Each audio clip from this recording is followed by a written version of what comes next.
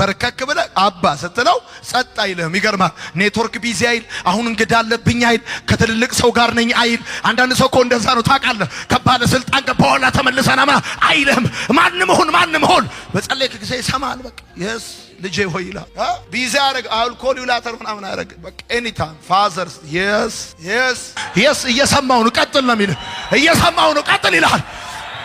ይሰማል። አተበረ ባርጋሚ ይባል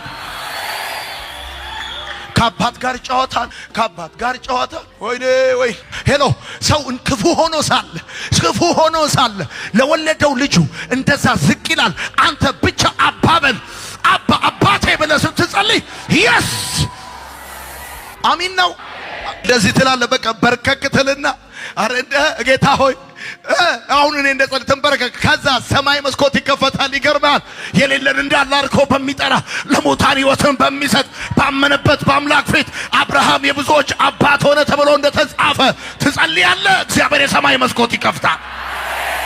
ምንም ነገር ኪስ ላይ በጀት የለም እኮ ፌስ ግና ፋዘር ትለዋል። የስ የሌለን እንዳለ አርከህ ትጠራለህ ትለዋል። የስ ይላል። በቃ አዎይ ለሙታን ሕይወትን ትሰጣለህ። የስ ኢየሱስ ጌታ ነው። አሚን ነው። አሁን አንዳንዶቻችሁ ጸልዩ ምናምን ስላችሁ ቆይ እንደዚህ ምናምን እንደዚህ ብለ ተነሱ ስላ እንደዚህ ደሞ አሁን ልንጸልይ ነው ብለ ከፋዘር ጋር እኮ ነው የምናወራው። ሄሎ የልባችንን ከሚያውቅ ጋር እኮ ነው። አስተካክሎ ከሚሰማን ጋር እኮ ነው። ጀርባ ከማይሰጠን ጋር እኮ ነው። አንተ ሰው እኮ ፊት አይቶ ያደላል። ሰው ያለው የሌለው ይላል። የኔ ጌታ ግን 17 አልሰጠ። አሁን ከትላንት ወዲያ አንተ የፈለክበት ለምን አትሆንም?